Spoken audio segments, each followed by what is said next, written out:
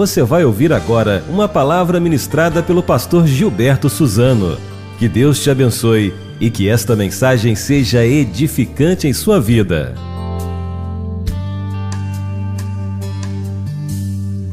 Irmãos, nós estamos aqui em nossa igreja numa campanha de oração durante 30 dias, nesse mês de maio, para clamarmos a Deus pelas famílias de nossa nação. E nós estamos orando não apenas pela nossa própria família, mas estamos orando também pelas famílias de todo o nosso país. Quando nós olhamos os inúmeros dilemas que estamos enfrentando neste tempo, no que concerne ao tema família, nós percebemos que verdadeiras tempestades têm afetado nossas famílias. E não podemos, como igreja de Jesus, ver tudo isso e nada fazermos.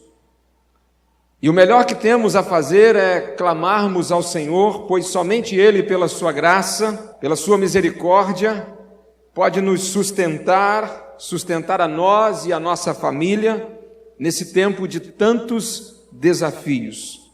E daí o tema deste mês de maio para nós tem sido famílias vitoriosas diante das tempestades da vida.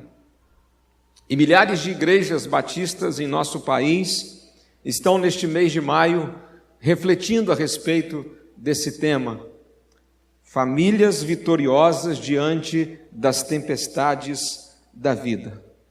Eu quero ler um texto que está aqui na projeção, Atos capítulo 27, eu vou ler do verso 1 ao verso 14, e esse texto será o texto base de nossa reflexão neste domingo e nos 3 próximos domingos.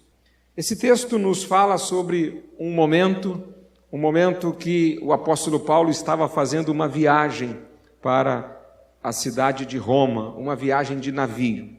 E nos diz assim, de acordo com Atos 27, verso 1 em diante: determinou-se que navegássemos para a Itália. Então entregaram Paulo e alguns outros prisioneiros a um centurião chamado Júlio, do regimento imperial. Então partimos, embarcando em um navio de Adramítio, que estava prestes a navegar para alguns portos pela costa da Ásia. Aristarco, macedônio de Tessalônica, nos acompanhava. No dia seguinte chegamos a Sidom e Júlio, tratando Paulo com bondade, permitiu-lhe ir ver os amigos e receber deles o suprimento de suas necessidades. Partindo dali, fomos navegando perto da costa norte de Chipre, porque os ventos eram contrários. Tendo atravessado o mar ao longo da Cilícia e Panfilha, chegamos a Mirra, na Lícia. Ali o centurião encontrou um navio de Alexandria que navegava para a Itália e nos fez embarcar nele. Navegando lentamente por muitos dias e chegando com dificuldade a Quinido, não nos permitindo o vento ir mais adiante, navegamos próximo à costa de Creta, à altura de Salmona, e margeando-a com dificuldade, chegamos a um lugar chamado Bons Portos, perto do qual ficava a cidade de Lazéia. Decorrido muito tempo e tendo a navegação se tornado perigosa, porque já havia passado o jejum, Paulo os advertiu, dizendo-lhes: Senhores, vejo que a viagem trará avaria e muita perda, não só para a carga e para o navio, mas também para a vida de todos nós. Mas o centurião dava mais crédito ao piloto e ao dono do navio do que ao que Paulo dizia. E como o porto não era próprio para passar o inverno, a maioria deles foi de opinião que de lá seguissem viagem para ver se de algum modo podiam chegar ao porto de Fenice, em Creta, voltado para o sudoeste e nordeste para ali passarem o inverno. Soprando o vento sul de forma amena, e supondo eles terem alcançado o que desejavam, levantaram âncoras e foram costeando Creta bem de perto.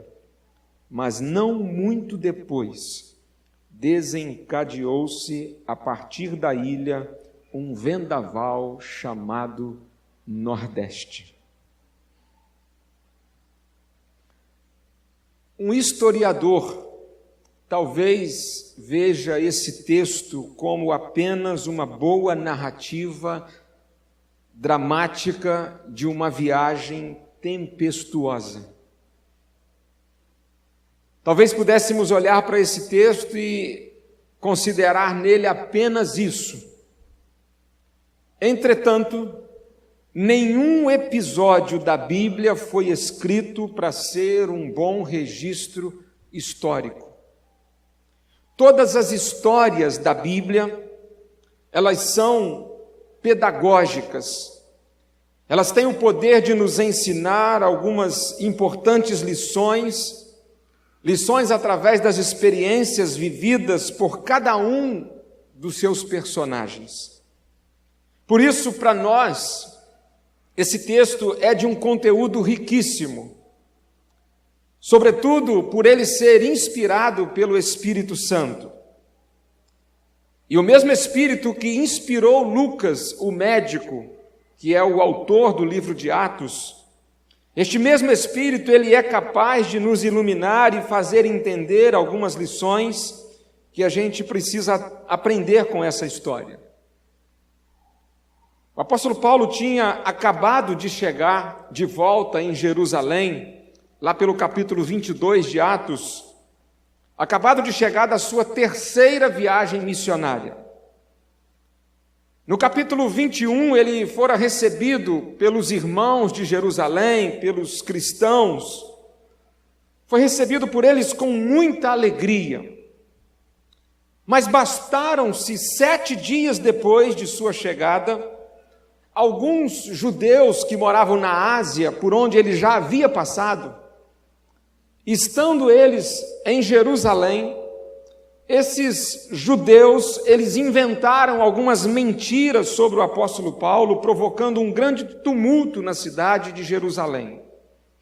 Esses homens levantaram alguns falsos testemunhos contra Paulo, e eles mesmos agarraram Paulo no pátio do templo, arrastaram Paulo pelo pátio afora, o espancaram e o acusaram falsamente diante das autoridades romanas, que estava na cidade de Jerusalém, representada por alguns soldados. E eles entregaram Paulo para os soldados romanos, exigindo assim a condenação de Paulo à sentença de morte. O apóstolo Paulo, ele pede àqueles soldados romanos para que o encaminhasse à Suprema Corte de Roma, uma vez que ele possuía dupla cidadania. Ele era um cidadão judeu, mas ele era também um cidadão romano. E ele lança a mão desse recurso e pede para que os soldados romanos o enviem para Roma, para que ele seja julgado lá na capital do império. Paulo tinha em mente uma estratégia missionária. Ainda que preso, sendo levado para um julgamento, ele queria aproveitar tudo aquilo como sendo a sua 4ª viagem missionária. E é exatamente isso que acontece. As autoridades romanas em Jerusalém decidem conduzir Paulo para Roma, e eles descem até Cesareia e colocam Paulo com mais alguns outros presos políticos, presos religiosos, coloca eles numa embarcação, uma tripulação de 276 pessoas, e eles despacham Paulo junto com todo esse pessoal de Cesareia para Roma. Paulo vai a bordo desse navio com mais 275 pessoas para fazer esta viagem com destino a Roma, a qual nós acabamos de ler parte dessa viagem. Essa narrativa da viagem de Paulo a Roma, ela é bem mais do que uma dramática história. Essa viagem, meus irmãos, ela é um símbolo que ilustra ilustra a nossa vida em algum aspecto. Assim como Paulo foi colocado naquele dia dentro daquele navio para fazer aquela viagem numa embarcação de 276 tripulantes, um dia eu e você também fomos colocados num barco chamado família para navegarmos por este mundo. Essa viagem de Paulo, ela é um retrato de nossa situação familiar. Por isso, em 4 mensagens, nós vamos olhar para esse texto considerando como ele pode nos ensinar a sermos famílias vitoriosas diante das tempestades da vida. E nesta noite eu quero conversar um pouco com os irmãos a partir deste texto sobre a primeira mensagem, surpreendidos pela tempestade. A viagem de Paulo, ela começou dentro da normalidade. Os soldados romanos pegaram Paulo, desceram com ele até Cesareia, com outros presidiários também, e ali eles entraram num navio, 276 pessoas a bordo.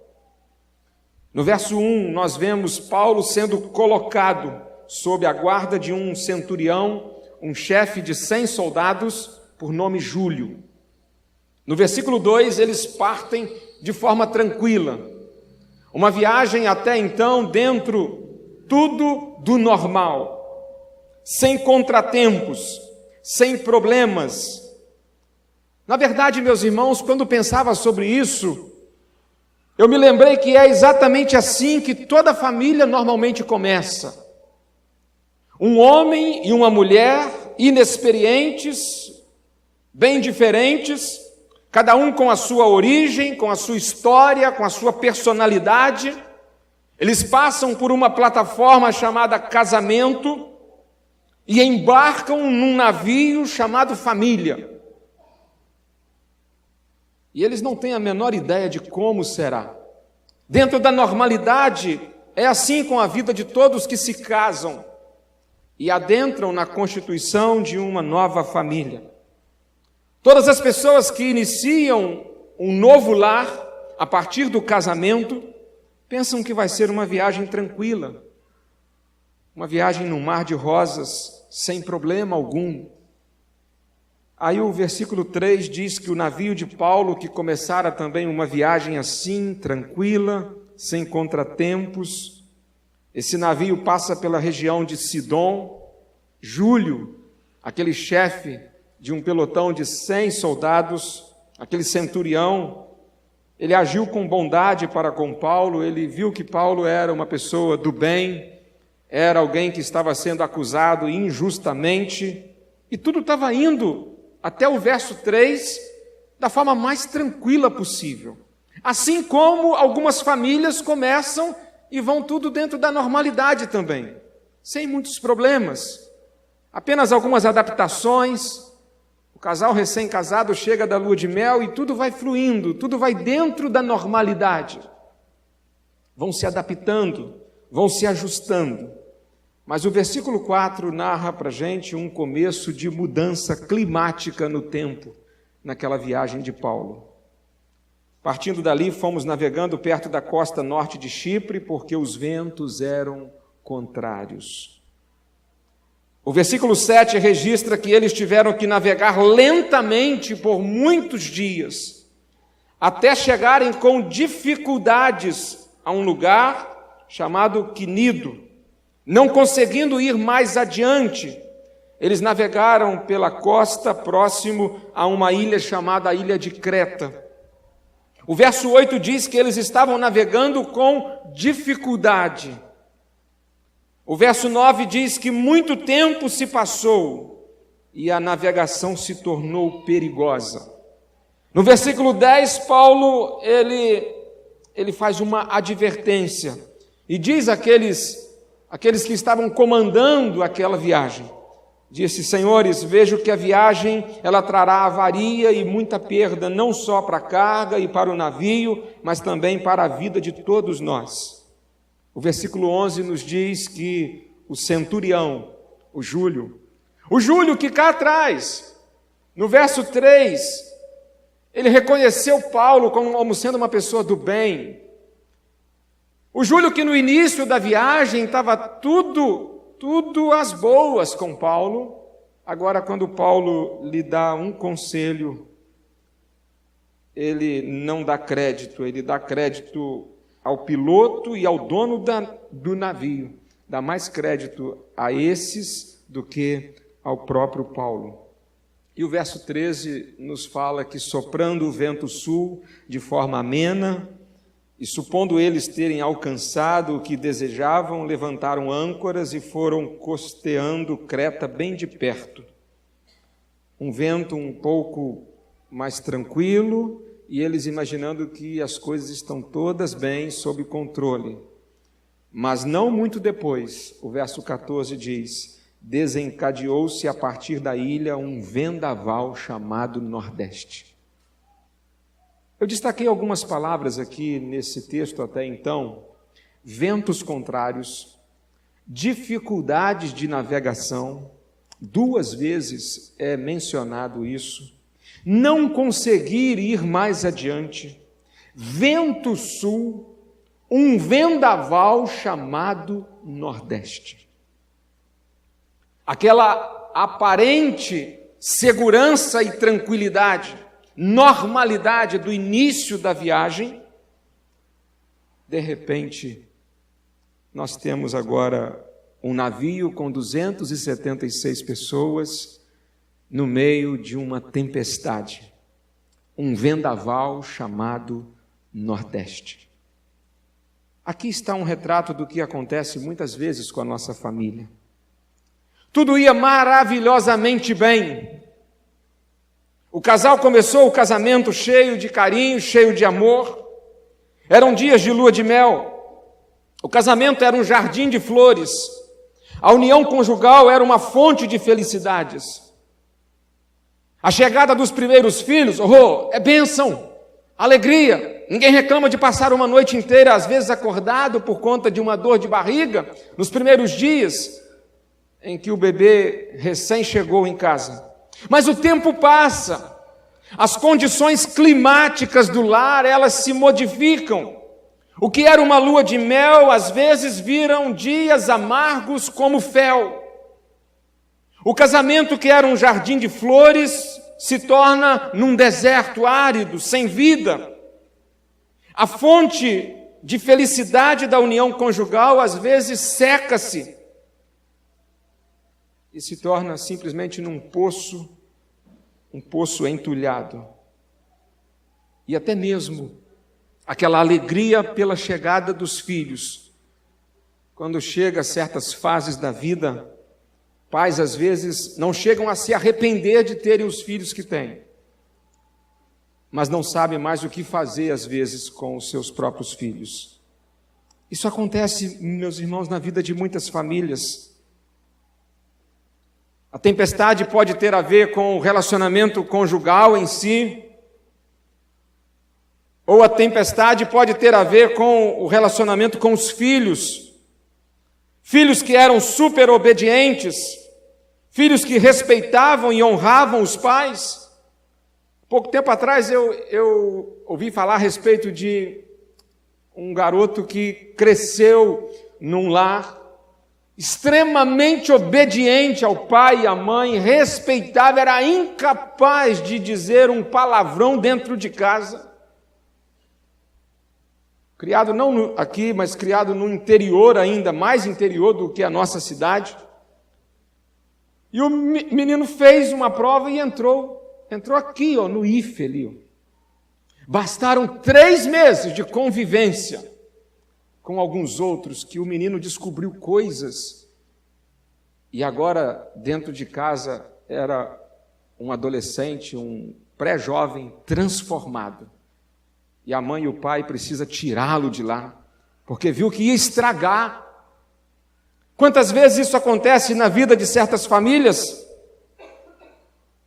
Alguns filhos que, em algum momento da vida, começam a se achar mais sabidos, mais espertos, mais isso e mais aquilo. E quando se vê, os ventos do sul já arrastaram os filhos para as amizades impróprias, para os prazeres mundanos, para o sexo liberal, para o álcool, para o mundo das drogas. E quando se vê, a tempestade alcançou a família. Quantas famílias estão atravessando hoje tempestades terríveis? Tempestade na vida conjugal dos casais, tempestade na relação rebelde de filhos, muitas vezes mimados. Quando olhamos, meus irmãos, para esse texto, nós vemos algumas lições que podem nos ensinar como agir e proceder diante das tempestades que se levantam contra nós e a nossa família. E a primeira lição que nós aprendemos aqui é exatamente esta: nós precisamos dar ouvidos aos conselhos de Deus. O texto que lemos nos diz que num certo momento da viagem, Paulo, ele fez uma advertência: senhores, eu vejo que a viagem trará avaria e muita perda, não só para a carga e para o navio, mas também para a vida de todos nós. Paulo estava naquele navio, a princípio como um prisioneiro, mas neste exato momento, Paulo traz uma mensagem de Deus aos tripulantes. Paulo se torna o porta-voz de Deus. Paulo se torna no profeta, o pastor daquele navio. E ele tem uma mensagem para dizer a eles. Mas a Bíblia diz que eles ignoraram. Eles não ouviram o conselho de Deus por meio da boca de Paulo. Eles deveriam ter dado ouvidos ao que Paulo estava dizendo. Mas eles preferiram ouvir outras vozes. A voz da maioria. A voz da democracia. Que em muitos momentos é uma demoniocracia. Meus irmãos, a voz de Deus diz assim: filhos, honrem e respeitem seus pais. Filhos, obedeçam seus pais. Essa é a voz de Deus. A voz de Deus diz assim: pais, não retire a vara dos seus filhos. Pais, corrijam seus filhos. Pais, imponham limites na vida de seus filhos. Essa é a voz de Deus. A voz da maioria do mundo, ela diz bastante o contrário disso.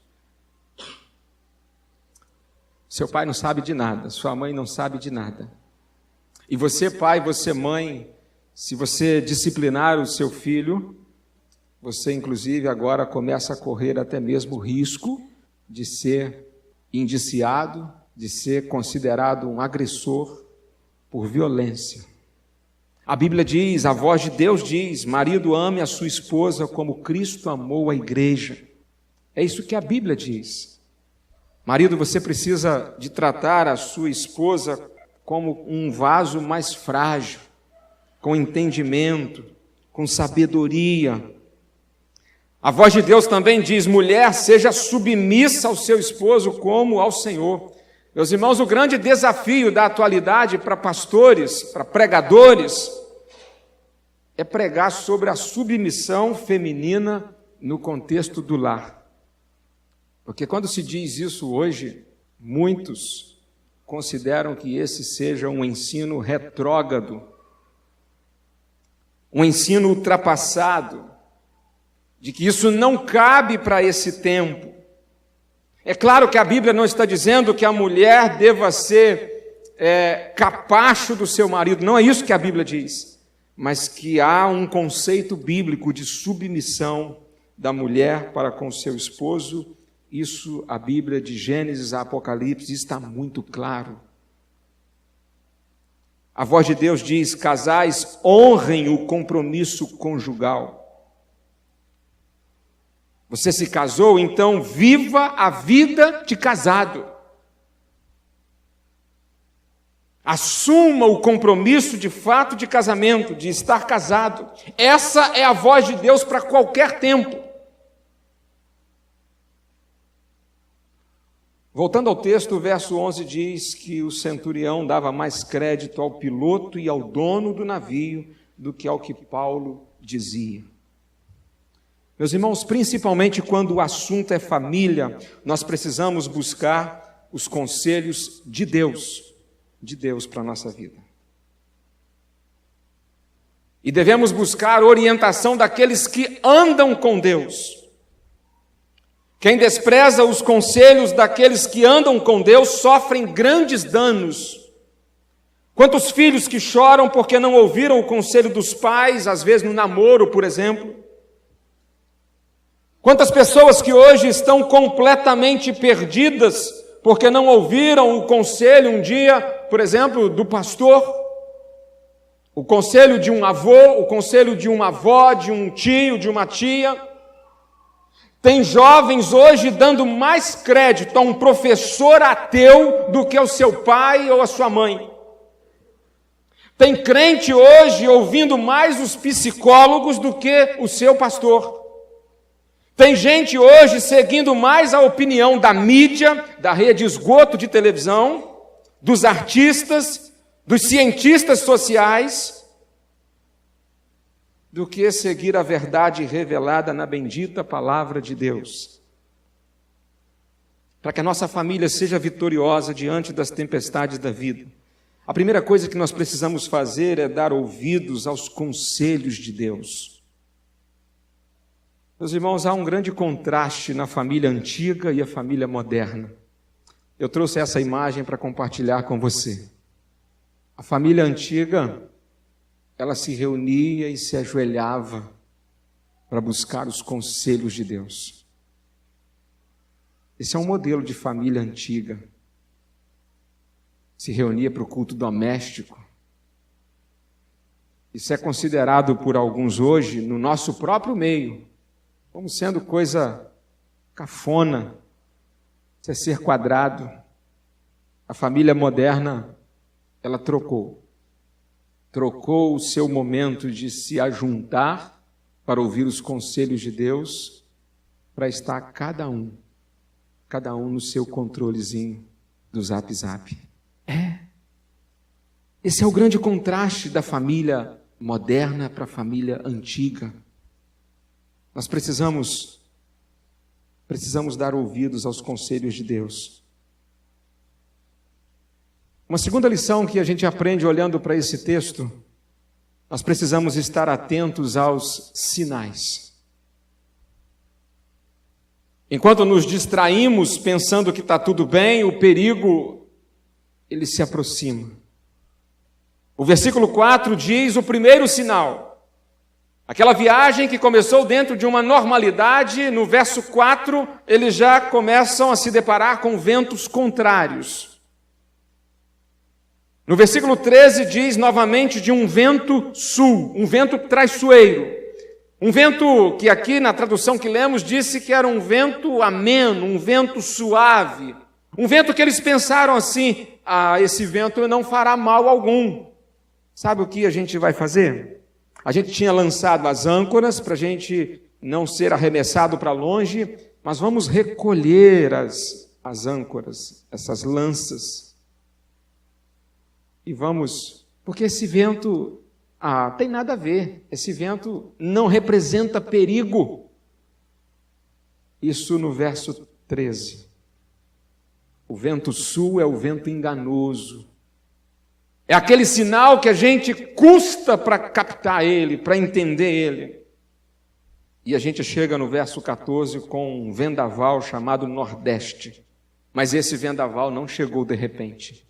Ele começou sendo anunciado lá no verso 4. O tempo foi mudando aos poucos. O tempo foi emitindo alguns avisos diariamente nessa viagem. Aos poucos, a viagem foi se tornando dificultosa. Mas a tripulação cega, ela não conseguiu ver. Não conseguiu ver as nuvens se escurecendo, não conseguiu sentir os ventos contrários, não percebeu o aspecto nublado do tempo. Isso tudo eram sinais de que uma tempestade forte estaria por vir. Essa tempestade foi uma tempestade anunciada. Os sinais foram dados. Meus irmãos, hoje nós estamos vivendo um tempo tempestuoso na questão familiar. Mas os sinais da tempestade já está sendo dado há muito tempo. A chamada revolução sexual que nós estamos hoje vivendo, aonde esse assunto, sexualidade, se tornou um assunto hoje que é a maior controvérsia do momento. Gente cheio de opiniões a respeito da sexualidade. Na verdade, isso não começou ontem. A sua origem ela é bem mais antiga.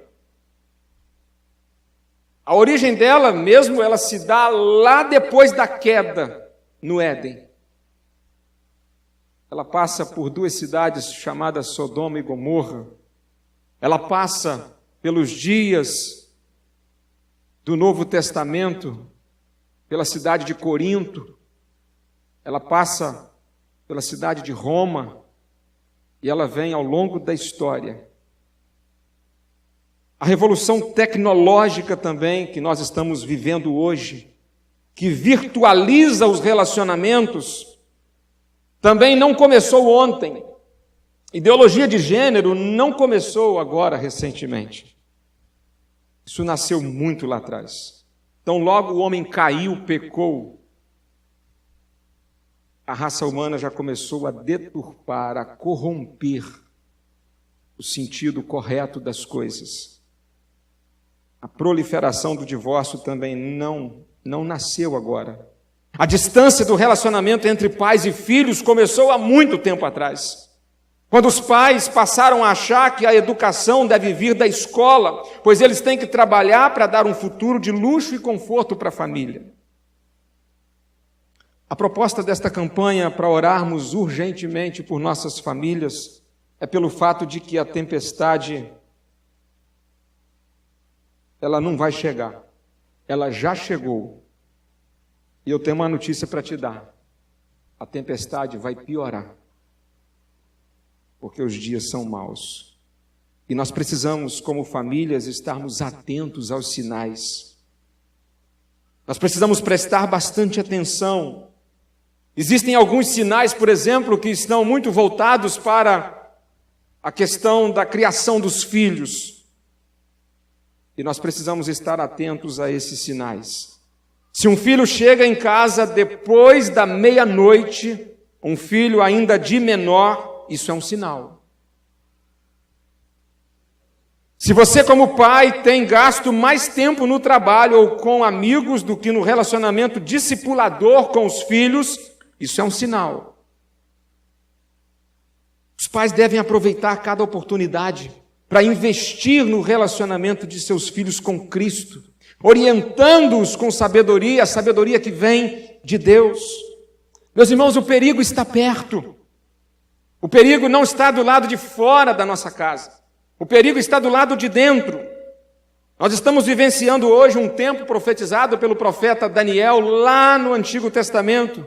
O tempo do avanço tecnológico. A tecnologia não é obra do diabo. Eu não estou dizendo aqui também que não podemos usar da tecnologia. Porém, há dados que comprovam um perigo muito grande sobre nós. O brasileiro gasta em média 3 horas por dia com jogos eletrônicos. O brasileiro assiste em média 4 horas e meia por dia de televisão. Isso são dados científicos, estatísticos, comprovados.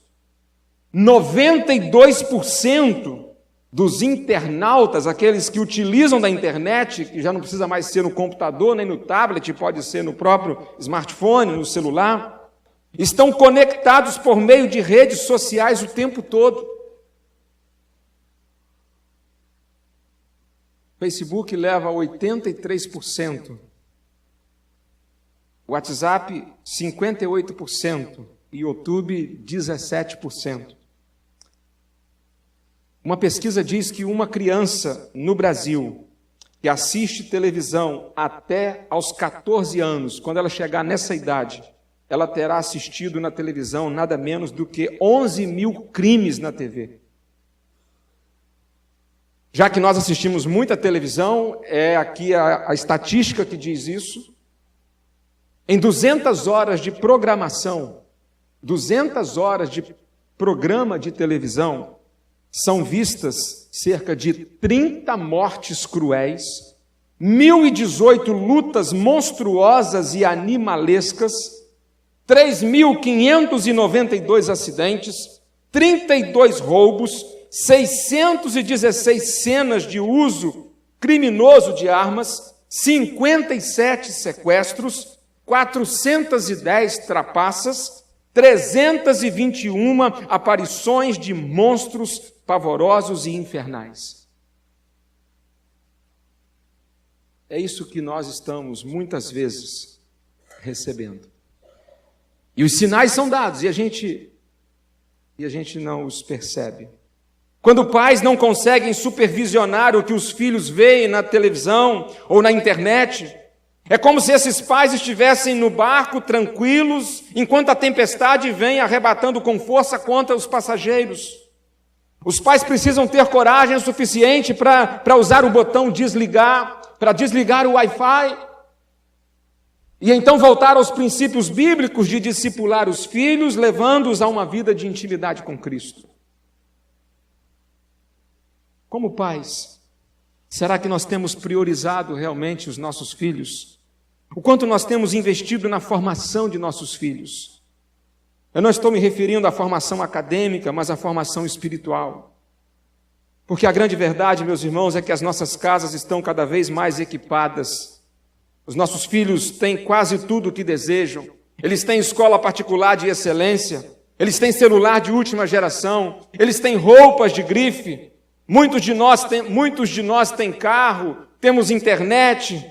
Nós pagamos os melhores cursos preparatórios para eles. Oferecemos o melhor que podemos. Muitos filhos desfrutam de regalias que a maioria dos pais nunca teve. Contudo, a realidade é que muitas vezes fracassamos no verdadeiro e mais significativo investimento, que é apresentar a pessoa de Jesus Cristo a nossos filhos. É por isso que nós estamos hoje assistindo uma debandada da igreja de adolescentes e jovens que não querem mais ser crente. 65% hoje estão deixando a igreja. E quer colocar na conta da igreja, na conta do pastor, na conta da liderança, quando na verdade são os pais que não têm mais controle dentro de casa. Deus não nos chamou para sermos apenas provedores para os nossos filhos. Deus nos deu uma missão mais abrangente e mais urgente do que isso. Mais importante do que arroz e feijão para os nossos filhos, é a gente ensinar eles a respeito da palavra de Deus, a respeito de Jesus Cristo como Salvador, e sermos discipuladores de nossos filhos. Na eternidade, nós não seremos lembrados pelos presentes caros que oferecemos aos nossos filhos, mas seremos lembrados pela contribuição espiritual que nós demos a eles. Se nós demos alguma contribuição e se eles estiverem no céu conosco, glória a Deus. Mas se não dermos a nossa contribuição espiritual, talvez estejamos no céu e os nossos filhos que criamos com tanto amor não estará lá conosco. Sinais na criação dos filhos que muitas vezes a gente não consegue percebê-los, vê-los. Existem alguns sinais também que às vezes surgem no contexto do casamento, sinais que a gente precisa prestar bastante atenção. Você que está aqui nesta noite e é casado, se o marido não sente mais prazer de voltar para casa depois de um dia de trabalho, isso é um sinal. Se o seu esposo tem dito que não tem mais sentido a alegria de depois de um dia todo de cansaço retornar para casa, sente com ele, converse com ele, busque descobrir o que está acontecendo. Isso é um sinal. Se a esposa não é como a mulher virtuosa de Provérbios 31, Provérbios 31 é aquele clássico que diz: mulher virtuosa, quem a achará?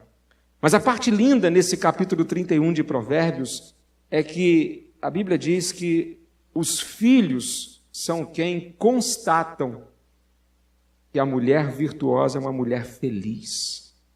Marido que está aqui nesta noite, está aqui um desafio para você. Pergunte para os seus filhos se eles conseguem ver que a mãe deles é uma mulher feliz. Mas esteja preparado. Se eles, porventura, disserem: mamãe não é uma mulher feliz, corrija isso. Isso é um sinal. Existem alguns sinais de perigo na viagem conjugal. Quando o casal não tem mais momento para rir junto, quando as divergências, na maioria das vezes, viram brigas, quando eles não se preocupam mais em ser atraente um ao outro, quando perde o interesse pela vida sexual, quando já não falam mais do passado, quando deixam de partilhar interesses e sonhos em comum, quando surge a falta de respeito, a falta de delicadeza, a falta de até mesmo educação no trato. Quando aquele príncipe que veio montado a cavalo vai embora e fica só o cavalo. E quando aquela gatinha, do tempo de namoro também se transforma numa jararaca. Quando surgem problemas na vida dos dois e eles deixam com que isso se torne público com muita constância. Quando se acabam as refeições com todos à mesa. Eu tenho insistido aqui e dito, meus irmãos, por onde eu tenho ido falar para casais e para família. Família precisa sentar à mesa pelo menos uma vez por semana juntos, todo mundo ali. E pelo menos meia hora, no mínimo, para poder almoçar. Durante a semana, uma correria louca, um almoça agora, o outro almoça daqui a pouco e não tem como estar junto. É verdade, estamos hoje nessa corrida frenética, mas nós precisamos ter pelo menos um dia por semana. Que esse dia seja um sábado, seja um domingo, seja um dia à noite, em que a gente vai deixar a televisão na sala, deixar tudo para lá, vai pegar o telefone, vai desligar ele, vai sentar todo mundo à mesa. Vai dar aquele trabalhinho, forrar aquela toalha, colocar aquelas taças para fora. Quando isso acaba no dia a dia de uma família, isso é um sinal.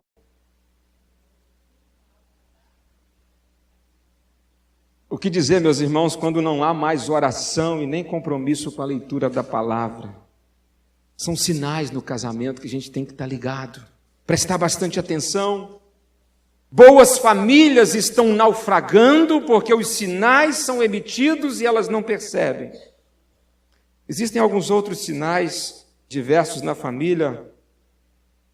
Se você passa mais tempo, segura essa, se você passa mais tempo no WhatsApp do que estudando a Bíblia, a palavra de Deus, se você gasta mais tempo diário no WhatsApp do que lendo a Bíblia, isso é um sinal. Essa doeu, né? É um sinal. Se os celulares, segura mais essa também, se os celulares dentro de uma família têm senhas secretas, em que um não sabe a senha do celular do outro, isso é um sinal. Se esposo, esposa ou filho se trancam no quarto para acessar computador, isso é um sinal. Meus irmãos, dificilmente um adultério ele acontece da noite para o dia. Um esposo que trabalha demais e não tem mais tempo para dar carinho à sua esposa, sabe qual vai ser o resultado disso? Adultério. E a Bíblia mostra um exemplo clássico que foi a mulher de Urias. A gente pega o Davi, e descasca ele. Ele errou. Sim, ele errou. Mas o Urias estava no campo de batalha e essa mulher estava em casa. Quando Urias vem em casa, o Davi já tinha feito a coisa errada. Mas o Davi fala com Urias assim: dá uma ida em casa. Esse homem diz assim: eu preciso trabalhar. Eu não tenho tempo para essas coisas. Eu não tenho tempo para carinho, eu não tenho tempo para estar com a minha mulher. Aquele homem deixou uma mulher carente em casa, que foi na hora errada tomar banho na piscina do palácio. E ele estava longe, distante. Seu casamento estava desprotegido. Ele pagou com a vida. Mais do que traído, ele foi morto. Há dias atrás eu li a respeito de Shannon Street. Essa mulher, ela é autora de um livro chamado A Batalha de Toda Mulher. E essa mulher conta que antes de sua conversão, essa mulher tinha 5 amantes, um adultério emocional. Ela tinha 5 homens em sua mente, era casada. E quando ela se relacionava com seu marido, ela trazia esses amantes da sua fantasia. Alguns deles que nem existiam. Ela trazia tudo isso para sua cama. Um era fisicamente forte, o outro era lindo, o outro tinha uma voz doce e suave, e os outros 2 tinham outras qualidades diversas que o seu marido não tinha. Ela fechava os olhos e estava com seu marido pensando naqueles 5 amantes emocionais. Uma esposa também que não acaba com a sua dor de cabeça nunca, que é 28 dias do mês com dor de cabeça. Os outros 2, ela teve que fazer as crianças dormir, ainda tem isso. Isso pode ser um sinal. Meus irmãos, nada justifica, é claro, mas muitas vezes explica. Eu me lembro de um caso em que uma esposa, toda vez que brigava com seu esposo, e eles tinham um desentendimento, as crianças foi crescendo e ela fazia isso. Discutia, tinha um desentendimento, ela ia dormir na cama das crianças e deixava o seu esposo sozinho na sua cama de casal. Não é surpresa que esse casamento tenha terminado depois, mais tarde, em separação. Veja bem, dificilmente um filho, uma filha vira homossexual da noite para o dia. Alguns sinais são emitidos. Às vezes a falta de referência de uma masculinidade, uma ausência de referência masculina. Às vezes uma mãe que queria ter uma filha e trata o filho como se fosse uma filha.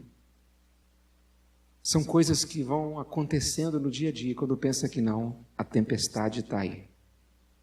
Nós precisamos estar atento, muito atento aos sinais. Finalmente, eu gostaria de, para a aplicação desta mensagem, fazer uma pergunta para você. Você conhece a história do Titanic, aquele navio que afundou há mais de 100 anos atrás. Você sabe por que o Titanic afundou? Será que o Titanic afundou por conta de superlotação, que estava muito cheio? Haviam mais de 1.500 pessoas naquele navio. Será que aquele navio afundou, naufragou por causa de incapacidade do comandante? Eu já vi algumas pessoas tentando espiritualizar a causa, a razão do Titanic ter afundado, citando uma suposta arrogância dos construtores do navio, que teriam dito que nem Deus afundaria aquele navio. Será que Deus afundaria um navio por conta da arrogância de um dos construtores daquele navio? Eu acredito que não. Mas por que o Titanic afundou? Meus irmãos, o Titanic afundou por uma simples razão. Na noite em que aquele navio colidiu com o iceberg, o capitão do navio, o seu Edward Smith, ele estava participando de uma festa privada, junto com a primeira classe, com a elite do navio. E depois de ele ter recebido vários avisos sobre alguns icebergs que estavam na rota daquele navio, nada menos do que 5 avisos ele recebeu. Ele recebeu um primeiro aviso do navio Caronia na manhã do dia 14 de abril de 1912. À tarde, um navio chamado Báltico passou por eles e também avisou que eles deveriam mudar a rota. Um terceiro aviso aquele capitão recebeu de um navio desconhecido alertando-os de que eles deveriam mudar a rota. O quarto aviso já veio no início da noite pelo navio Mesaba. E o quinto aviso chegou já bem tarde da noite, quando ele estava no auge da festa, pelo navio Califórnia. O capitão ignorou todos os avisos, todos os alertas, todos os sinais. Não podia ser diferente. Às 23h40 do dia 14 de abril, este navio chocou-se contra um grande iceberg, cortou-lhe o casco e aquele navio afundou nas águas do Atlântico na madrugada do dia 15, matando mais de 1.500 pessoas. Por que o navio Titanic afundou? Porque os avisos foram dados e nada foi feito. Tudo que nós ouvimos nesta noite, se nada for feito na nossa vida, na vida da nossa família, se nada for feito, talvez a gente possa viver a tragédia de um naufrágio. Eu queria convidar você a curvar a sua cabeça e queria fazer nesse momento final um momento de intercessão pelas nossas famílias. Talvez você esteja vivendo hoje uma tempestade no barco da sua família. Deus tem o poder de transformar as adversidades em situações favoráveis e assim permitir que a sua família seja vitoriosa diante das tempestades. Talvez você está precisando de oração pela sua família, talvez pelo seu casamento, pelos filhos.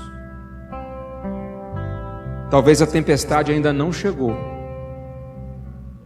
mas você já está vendo alguns sinais de que uma tempestade se aproxima. Talvez uma tempestade no relacionamento conjugal, talvez uma tempestade na vida dos filhos. Eu gostaria de, nesta noite, convidar você a ser um intercessor pela sua família. Eu gostaria de, nesta noite, convidar você a não abrir mão de colocar o seu lar todos os dias, neste mês de maio, na presença do Senhor em oração. E se você porventura percebe alguns desses sinais, mude a rota, mude a direção, busque conselhos da palavra de Deus, procure ouvir a voz de Deus, e assim a sua família vai resistir e vai ser vitoriosa. Mas não fique sem fazer nada, faça alguma coisa. E se não tiver muita coisa para se fazer, ore. Eu queria fazer um apelo a todos para estarmos em pé neste momento, para que a gente peça ao Senhor que abençoe o nosso lar, para que a gente peça ao Senhor para que possa proteger a nossa família, proteger das tempestades, proteger dos vendavais chamados Nordeste, para que a gente não sofra o naufrágio. Pai, a nossa família é o nosso maior patrimônio e nós precisamos do Teu auxílio, nós precisamos da Tua ajuda, Senhor. Nesta noite a Tua palavra veio a edificar-nos, veio a produzir em nosso coração uma reflexão, para pensarmos, ó Deus, sobre o desafio de sermos famílias vitoriosas diante das tempestades. E nós fomos nesta noite confrontados com a necessidade essa constante, necessidade de estarmos, ó Pai, sempre, sempre, sempre ouvindo os conselhos do Senhor. Necessidade também de estarmos atentos aos sinais que às vezes passam por nós despercebido, e quando vemos um grande vendaval, já levantou-se contra o nosso lar. Pai, abra os nossos olhos para que a gente possa ver, abra os nossos ouvidos para que a gente possa ouvir, dê-nos percepção, para a gente conseguir captar, perceber, quando as coisas não estão bem dentro de nossa casa, e que a gente busque a ajuda do Senhor. Talvez haja aqui nesta noite alguma família que esteja vivendo um tempo de grande temporal, de grande vendaval, de fortes tempestades. Talvez o casamento não está bem, talvez a criação dos filhos não está também indo da maneira como o Senhor deseja que seja. Eu quero pedir ao Senhor que o Senhor possa abençoar cada lar aqui presente nesta noite, e que este primeiro domingo de maio possa ter sido para nós já de grande edificação para a vida de nossa família. O Senhor preparou para nós esta noite para sermos abençoados pelo Senhor, junto com a nossa família. E nós queremos voltar para as nossas casas, debaixo da Tua bênção, debaixo da Tua direção, para que o Senhor nos conduza em todos os momentos como família. Pai, muito obrigado, porque o Senhor é o Deus da família, o Senhor nos ama e o Senhor quer nos ajudar. Então, por favor, nos abençoe, Senhor. É a oração que nós fazemos, gratos no nome de Jesus. Amém e amém.